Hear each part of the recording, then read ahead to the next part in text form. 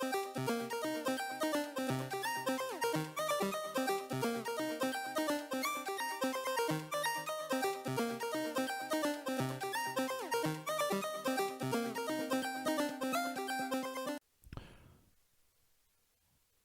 is how we're definitely in the thick of it at this point. Hoo boy. Definitely this week being a lot more dense than the other weeks. But it's worth it. It's definitely worth it.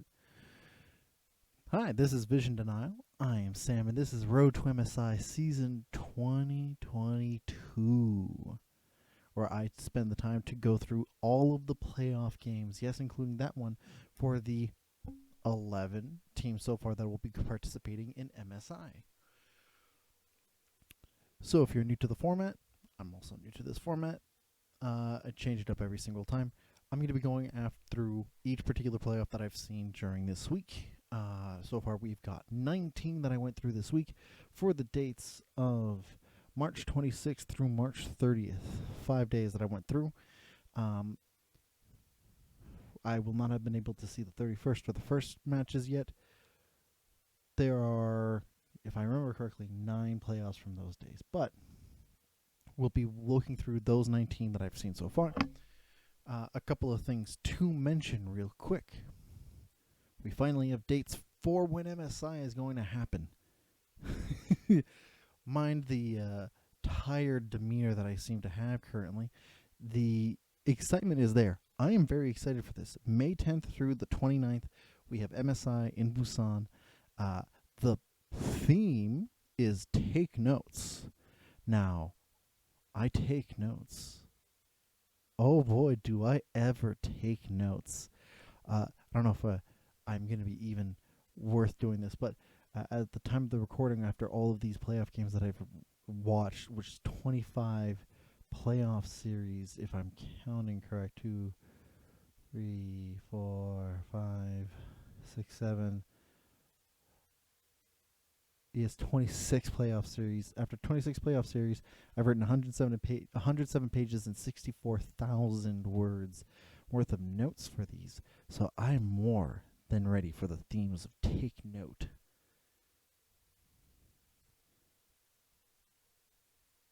That aside, we still have currently not seen any games from North America yet, so do keep that in mind as I go through these. They start actually on the 2nd of April, so even if I had caught up to the 1st of April, no North American games. And the Vietnamese region doesn't finish their season until April 17th, so they won't be starting their playoffs until much later, and their final games are on the 10th. All of that put to the side, let's jump into, I don't want to think it's a hot topic issue, but you know, I hear that a certain faker's on a comeback tour. And so we're going to start with, so T1 versus Kwangdong Freecs. And it's really hard to analyze games like these, but there are a couple of takeaways I can have from this. Firstly, Kwangdong did know exactly what the win conditions on both teams were at all times. And they also knew how T1 would approach those win conditions also. The issue comes around when 4 or 5 of your roles are losing out and bleeding gold constantly. You have no control, as T1 have the most incredible ability to balloon the gold, better than any team that we'll be analyzing so far. That said, T1 showed a lack of respect to Kwangdong a couple of times, and if left unchecked, could have led to a Game 3 loss. But the gold lead being as it was, and the nature of the draft, it was fairly a clear sign that T1 had full control at all times during all 3 games. This was an incredible one-sided affair. And it doesn't help that the coordination between Faker, Carrier, and Owner is so good. Like most fights, even the complicated to set up ones, had full advantage for them. I can't wait to see how T1 dominates the finals, which is looking to be the case as they've got to show barely anything for the other two teams to work with. And this was just the surface of what they have just got to spare. Next, we're going to be taking a look at... We head to the LPL for Bilibili Gaming versus Rare Atom. Bilibili Rare Atom. Now, for a region of this caliber, this is not a great series at all. Teamfight approach is sporadic and all over the place. Vision is spotty when behind and inconsistent when ahead. No sense of what the limits are or how to actively approach your win conditions. I will say that RA do find moments to punish in the most unlikely of places, but they make so many mistakes, it's kind of unbelievable. Meanwhile, Bilibili do get better game.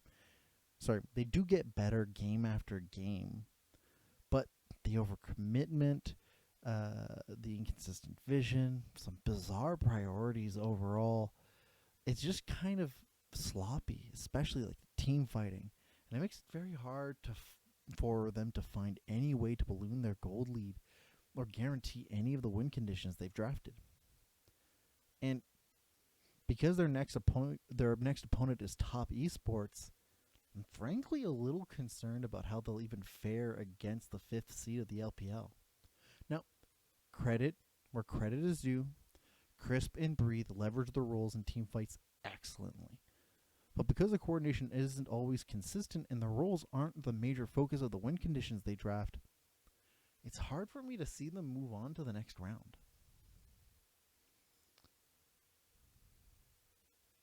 Next, we have Dark Passage versus NASR Esports.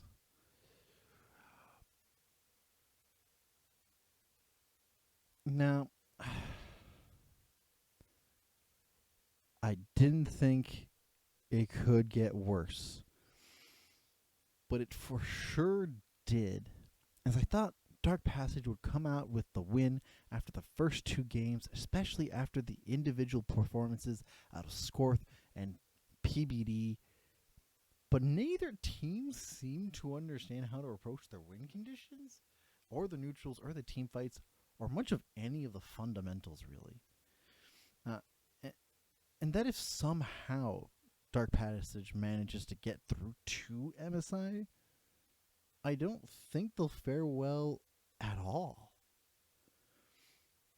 Now, there is something to be said about how both teams held solid leads in their own ways for all 5 games, that ultimately all the work that they had put into this, solid preparation all the way through, amounted to absolutely nothing, as pick after pick after pick manages to just make a mockery out of both of the teams. Now, they both seem to rather coin flip than actually play to the draft conditions they've made. I coined it the autopilot of doom. Right? It's the only thing that comes to mind for me, which is a shame because there's some standout plays from all of the players on both teams individually, especially out of Bolulu and Ruin from NASR. But as a whole, the lack of coordination is really frustrating. Well, Istanbul Wildcats is likely to pick them, and that could go terribly. Well, next we get to the standout classic. Fnatic versus G2, the 2 winningest teams in Europe. And after the first series from Europe, I was excited to see what they had for us. And it was an incredible and close series out of both of these teams. And I wouldn't be surprised if a rematch was to come through from it. G2 getting the chance to go through the lower bracket, as they have a loser's bracket for this side. Big fan of the flexibility that both of these teams showed. But where each team shines the most are where you saw their leads come most frequently. Yeah, it's a little weird to say, but Fnatic being the stronger neutral team with incredible vision denial coming from Razork and Hylissang, giving a lot of space for Upset and Humanoid to do their thing, while on G2, they gain a lot from wave management and pressure of the laning phase to gain theirs, having a lot of faith in Flaked and Broken Blade to come up big during these key fights. I do think both sides are a little overzealous, and against teams of similar pacing and control, those mistakes will cost way more than than they will be here. But weaker teams will falter to this consistent tempo and pressure. Now, G2 being the lower seed will face off against the winner of the next LEC series, and will need to climb up 2 series before getting the chance to a possible rematch. And I think if the eagerness will get shored up, it'll be quite a rematch to watch. Now, Fnatic face off against Rogue next, and while I think the neutral setups were great, there's an awkwardness that comes from how they approach their engages and skirmish lines, something Rogue would not give any leeway for. Then we head off to one of the most famous teams from Brazil. Oh my god. We got Kabum versus Red Canid's Kalunga. And holy shit. So good. Now, both of these teams have had clear goals on what they wanted to do and how to approach it. And it shows that Kabum put way more thought into it. Now, for Red Canids, the vision play during the mid-game is fairly good, but is lacking or a little mediocre during any other time of the game. On top of it, the win conditions are never played for, and the vision isn't used to make any proper decision when it's established. Now, both teams rush their setups, but Red is the biggest offender in this case. And while Kabum had solid moments around their neutral play, their leads are oftentimes not ballooned or capitalized on mistakes more than proactivity. Now, overall, neither team plays on autopilot of doom, which is so good, but neither do they take the time to establish their vision and priority needed to execute their plays to the best of their advantages. Looking at this in the grand scheme of international play, they would get eaten alive against teams who play at the higher pace with better setup. And as Kabum is the #1 seed of the region, it's not looking super great, but still an overall improvement from the region. Next up, we go to Isurus Gaming versus Infinity. And not gonna lie, Isurus is looking really good. Now,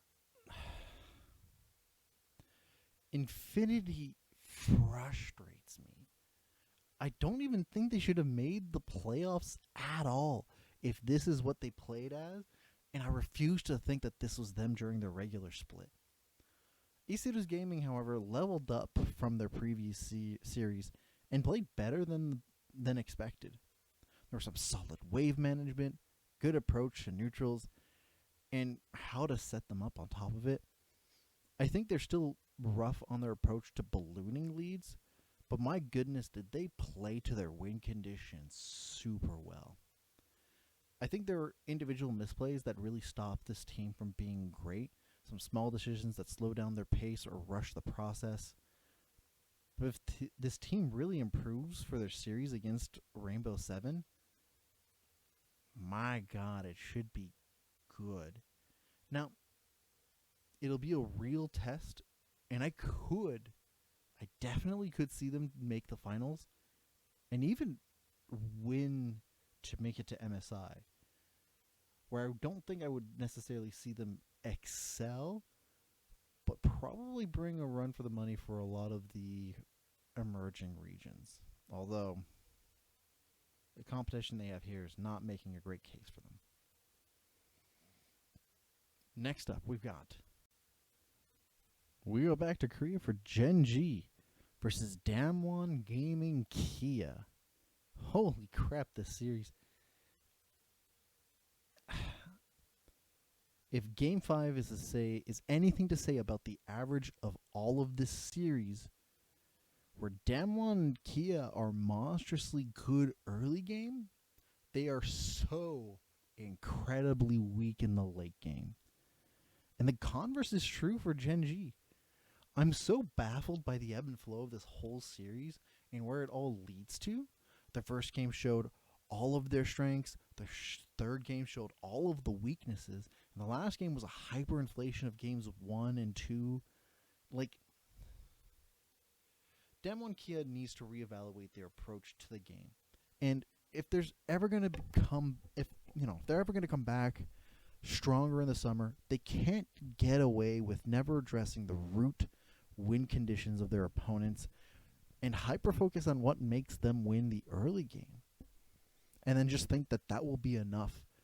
Like, granted, they almost won Game 5 off of that.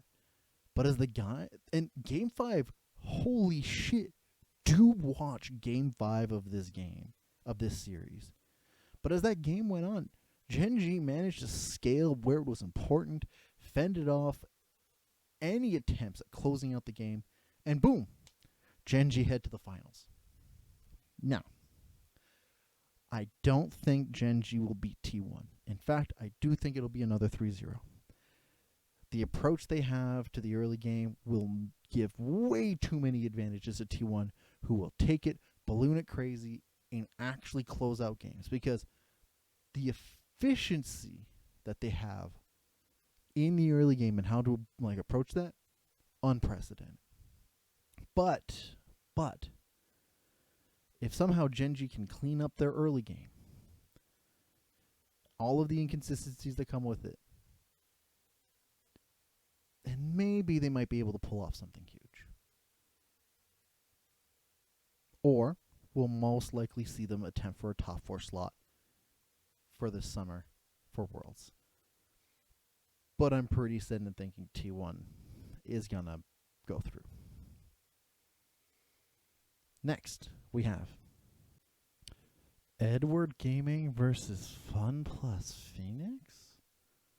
What is the grand finals of summer doing in round 1? Now, it's kind of wild how many teams have solid early games and just can't transition to the late game. FunPlus Pheonix with some solid neutral setups and vision play, mostly by the book for the first 15 minutes of the game, but then just forget about how their composition is supposed to interact.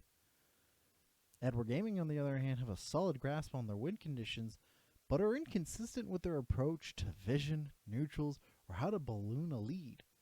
And it tends to create many moments where they just get picked off, and the game slows down needlessly. But the solid coordination between Mako and Scout to create space, and Flaunder's ability to use leads reliably made a huge difference when it came down to it. Now, I'm not confident that Edward Gaming will be able to handle teams that are able to navigate this early game and play a late game situation. But for the moment, it was fairly clean as it is. Things I want to see handled are the vision and gold issues, as in moments where scaling and decisions on the fly are involved, they just won't be able to face an indecisive... you're not going to be always facing an indecisive team that will just walk into you for your victory. We then go to Team Aurora versus 5 Ronins.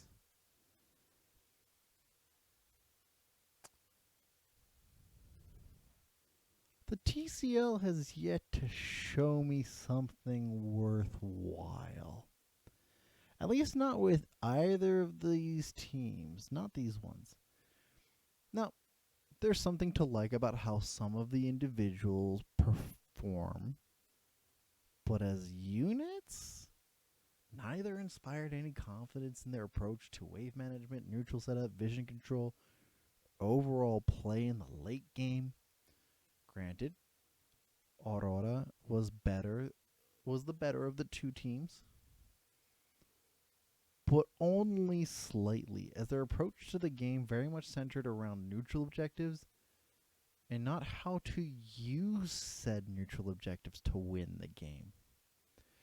Standout players are Adario from 5 Ronins and June from Aurora, who both mechanically are excellent, but don't add much more to the team given the lack of ability from the whole on both sides to actually approach any phase of the game that isn't just the laning phase. We then head to Vitality versus XL. Now, Europe so far has done nothing to disappoint. I'm genuinely surprised at the quality of gameplay I saw from both of these teams. Now, XL, while you didn't clutch it, have pride on how close it was, because it means that you only need to fix just a few things to make it through to Worlds when it comes to summer. The weaker vision play, the few decisions that made you lose pressure, and some of the inconsistent approach to neutrals really did it. And for Vitality, now the stars here are Selfmade and Alfari, who do need to work on the 2v2 coordination on the top side, but separately create so much space and opportunity for the whole team to thrive outside of the laning phase. It's also nice to see how to see them approach different styles of compositions on both sides, as it indicates flexibility, incredibly crucial for the international stage, and a thing that so far I've seen a large lack of across all of the playoffs. Not gone, but a lack of. That said, how well they play each style is a little inconsistent, and I have some doubts about their approach to transition of each phase of the game. Also, their overconfidence when they get leads too early. There's a lot to nitpick. We need to see a large lead not get fumbled by them to hold a solid chance internationally and to have a little bit more confidence for me specifically. Just going to go to the next one where we see back to Brazil, where we got Pain Gaming versus Furia Esports. And these two teams were very close in style and temperament. There's some fantastic vision and early gameplay. My one issue comes with the approach to the late game and their neutrals. And I think this is just a repeated theme where teams are like solid in the early game, but then their neutral approaches in their late game really fumble it. There's like a tunnel vision towards Baron, and it causes problems for Furia, who get pulled around the map regardless of the state of the game. Now, kudos to Weiser and Karaoke, who play the map excellently for that space. Furia will have a chance to climb back from the losers bracket, and if they focus primarily on diversifying their playbook, I wouldn't be surprised if they get a rematch in the finals. Now, Pain just needs to add a bit of consistency to their early gameplay, and they'll do great come semifinals against their upcoming opponents. I'm quite honestly very pleased how this series played out. It gave me a little bit of confidence towards the region of Brazil, as this was a higher quality game than expected. Solid. We then head towards Ace versus Estral. What an absolute dumpster fire of a fourth game. First, there are some things to commend. Both teams have a solid grasp on how to approach vision and lane pressure. Good. Negative, neither are used to efficiently siege or even approach their neutrals. Some positives. Both teams have some solid teamfight dynamics. Negative. They don't apply when people get caught. Ace has again shown us that they rely primarily on the ability for the other team to mess up to get ahead. And while technically the stronger of the top 4 teams, they've yet to show anything of promise. And if they were to make the international the international stage, they honestly wouldn't get any moment to even show a single thing from any of the regions. Now, while Estral still has the chance to come back to the finals via the losers bracket, if Isurus Gaming keeps up the improvement they've been showing, I have my strong doubts that they'll actually be the case.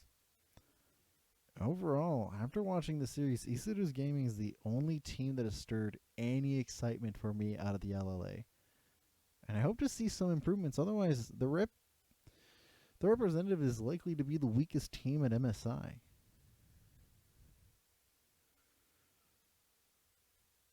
We're now going to go and head off towards Pentanet GG versus Peace. A classic. By classic, I mean a regular occurrence for them now. Now, Pentanet is going into this to choose who's going to face off the first seed. My God. What was that sentence? That doesn't matter. I guess I was just so baffled by the incredible level up from the LCO this year. Holy shit. I dunk on this region so much. And for the first time, all of my doubts regarding this region have mostly gone away. Mostly. Solid shit. They're no longer the worst region around. That might be the Latin American region. Now, I'm wondering how the lower seed will work out, because if this was the upper seed to go up against the Chiefs, oh boy.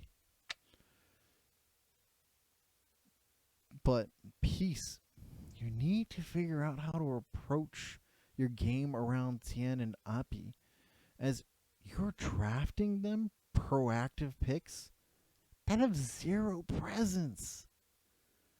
Not that Tien is the biggest offender to this, but Api goes overboard trying to claw anything back. Pentanet, you have some huge cojones, buddy. But honestly, it was nice to see a proactive team with some solid vision, good neutral setups, and strong drafting sense from an emerging region, especially the LCO. Now, you have the habit to balloon leads from fights, and teams that play around fights tend to hit their limits as they come around, and you'll probably get wrecked from it, but for the moment, it's nice. Just try developing leads from laning and wave management as well. So far, this is one of the strongest emergent regions I've seen. And we're not even done with the region. We got Order versus Direwolves. They had a twofer on the same stream. Both 3-0s for some reason. And pretty incredible the power Order has when it comes to the mid and late game. There's a solid understanding of their win condition, gives them a solid plan on what to execute and when. Granted, from the games we saw, a lot of it stemmed from mistakes done by Direwolves. Yeah. But since they are about to face Peace, who also had a hard time converting their leads into anything from the mid to late game, the advantages might go straight to might just go straight to them. Now, kudos to Kise and Kevi, who are so good at coordinating these team fight setups. I don't think this team is likely to beat Pentanet from what I've seen. The vision control and denial is a little lacking. The neutrals are a little too rushed, and there is a tendency to overcommit. But so far, again, I like what I'm seeing from the LCO. So good. Again, emerging reason, but I like what I'm seeing. It's like nice start. Now, we're going to head to Top Esports versus Bilibili Gaming.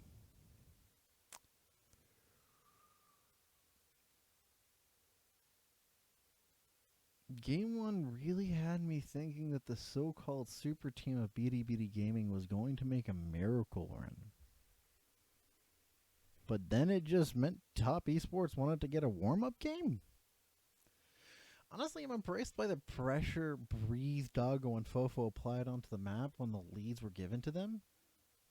But the combined coordination, vision control, and denial, and consistent answers towards the neutrals really did a number on Bilibili Gaming. Top Esports really shined through on their map pressure and lane manipulation, and Wayward having constant ability to play towards the side lane and not have anyone able to answer his shenanigans is a great tool when trying to take as much of the map at the same time as possible. Now, I still think their neutral approach needs some work, and they become a little overzealous on attempts to take vision in a particular area. But one thing is clear. This team is crazy scary once a lead is established, and they won't let it go. Not the greatest at ballooning, but it won't be let go. Next, the Chiefs versus Pentanet GG. Guys, no, just as I was praising you. Why? Why?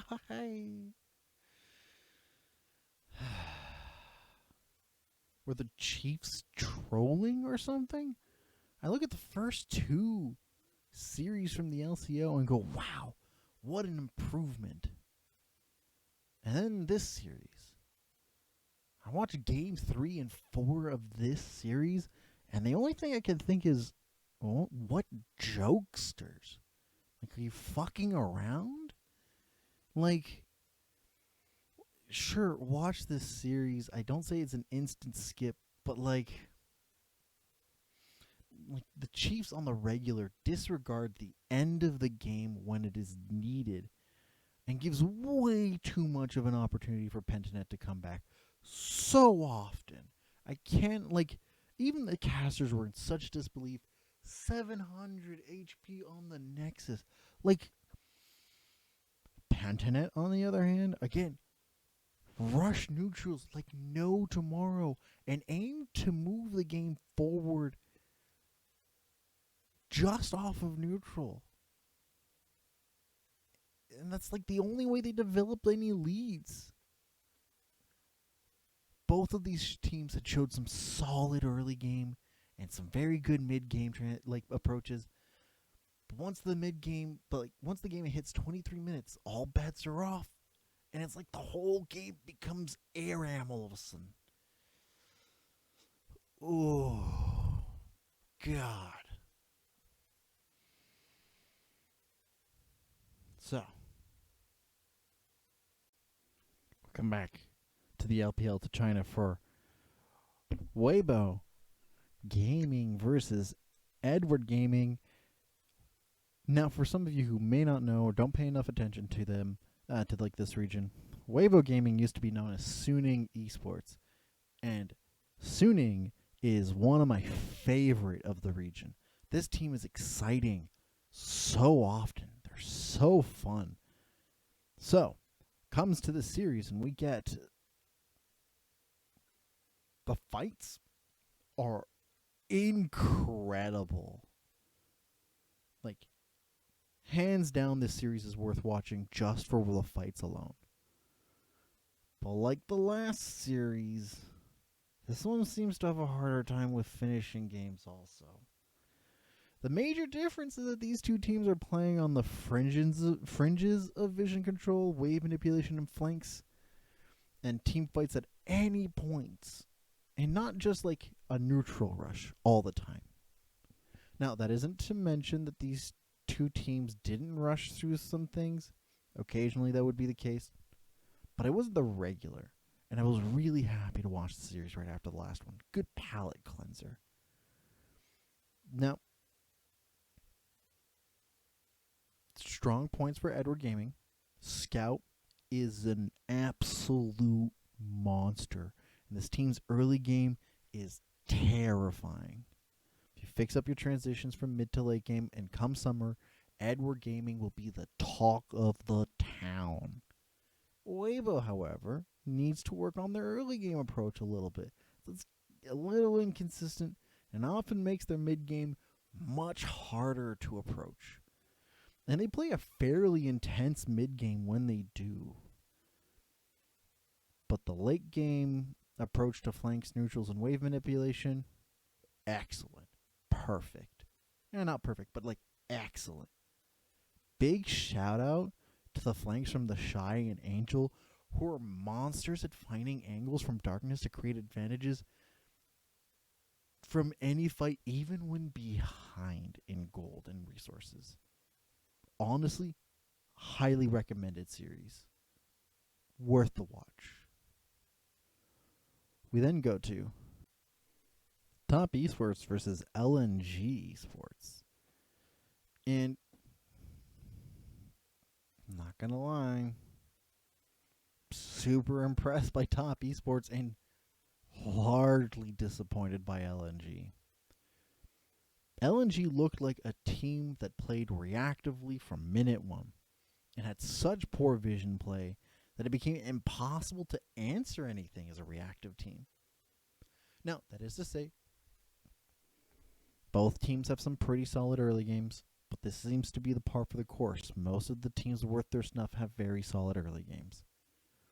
But from then on, the nullification of Ali's presence by Wayward, who is absolute MVP this series, and the lack of vision and rushed contests at neutrals, and the bizarre flanking choices, Top Esports can answer all of it. I'm honestly super impressed also by the patience and clear understanding of where to put the pressure on the map and when from Top Esports. Overall, Top is a strong team for international play.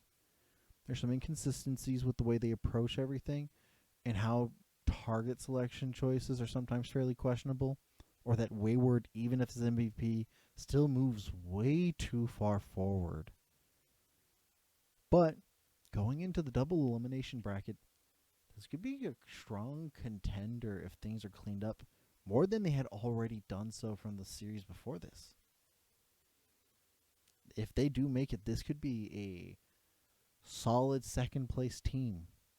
No team so far has convinced me they could contest T1. Next, we're going to go through the last series that I have watched so far for this week. Being, we head to the LJL, the Japanese League's inaugural series of the year. Rascal Jesters versus Crest Gaming Act, and oh boy, for the first time I issue my definite must skip series. Don't watch this. This was so hard to analyze. As for one, Rascal Jesters do show proficient understanding of vision, wave manipulation, neutral setup, team fighting, so on and so forth, blah, blah, blah, blah. But two, on the other hand, it's super easy to do when the team just kind of shows up and dies. Like, now, they don't just die, they just die in front of you in neutral objectives. Some shoutouts, Hachamecha and Recap in Secret navigate these team fights to their absolute limits, and it's kind of impressive how much they get away with. That said, it's very hard to tell how they would do against a team of any other caliber. You know, just anything else, or mostly even the jungler, right? And like, I'd rather give shoutouts more than anything else, but this is to be pointed out. Kasim from Crest Gaming Act made so many baffling decisions that either got him killed or negative trades on the map. And no, he's not the sole bearer of the blame.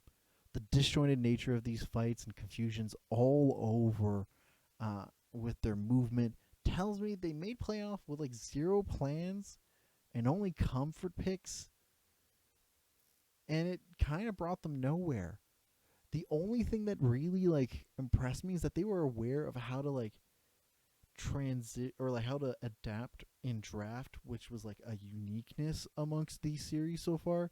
Not many huge adaptations happen with these, but like you adapt and do barely. You make some adaptations, you recognize what it needs to be, but then like it goes nowhere. Your approach to the game in it is the same. Half the team had no presence or negative presence, and substitutes for the whole day might have been better than just what I saw. So, my final thoughts. Or not my final. A couple of things that I've noticed throughout the drafts of most of these particular regions are how the bot lane tends to be put as a leverage point for where the team is going to go. Like, Caitlyn and Zeri seem to have a lot of priority over being banned, but it's not consistent from region to region, and nor do I think it's super consistent in terms of how much value they actually have from region to region. And like, they're not all playing on patch 12.5 exclusively. Some of them are playing on 12.5A, 12.5B, which the difference between the two is not like huge over the long run. But priorities over like Jinx, Kaisa, Xayah are interesting as leverages and tend to tell me that like most of the draft are not going to go through the bot lane. Also from Aphelios as a focus. And the bot lane is only there to drive a late game factor if need be, or if you're really well ahead to solidify that fact. And so I'm seeing a lot of like 1-4 comps or 1-3-1 comps where like side lane pressure is a priority, but it's not super well applied across the board. I'm also seeing a lot of inconsistencies over if teams want to do dive comps or re-engage comps. The difference being like one is very easy to like focus. You can dive towers, dive particular engages, simple press the button. Malphite is a big example. All the rest of that, or like re-engage comps where like you force a team to come into you from like the pressure you've established and the leads you've established, and then you just engage on them when you force them to overcommit. And both of these comps are hard to tell the difference on like a larger scale of things, especially if like a team is going to use a re-engage comp and is super ahead and is going to just keep doing engages over and over again. But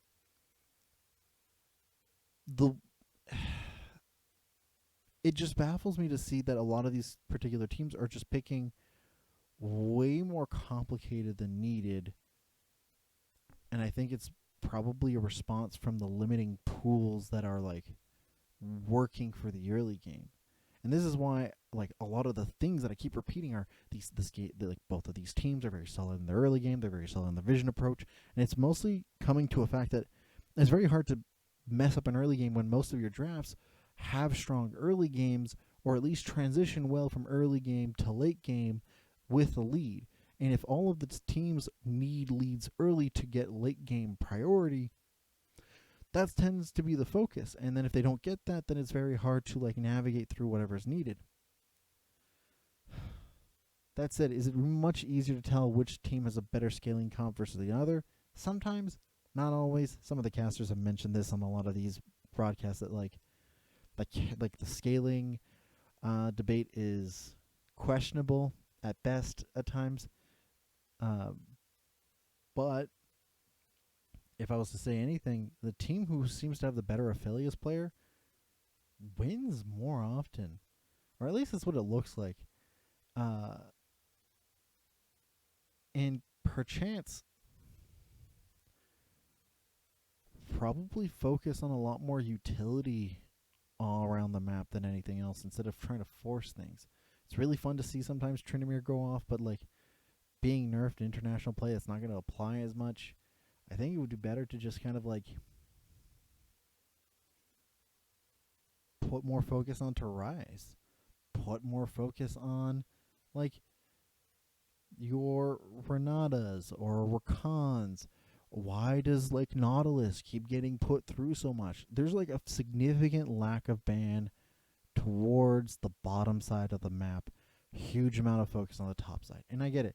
It tends to enable 1-3-1s. The mid lane tends to have an easier time with priority, but they tend to also be not the deciding factor in a vast majority of these games that I've seen. Or at least that's the impression that I've got watching these first 26 series. Now we've got like 52 series to go across this, and this is just week 3. Not even through the entirety of week 3 with this, and week 4 is going to be just as intense. So by the time that I get done with week 4, there's still going to be way more, and then it slows down a little bit more. But like,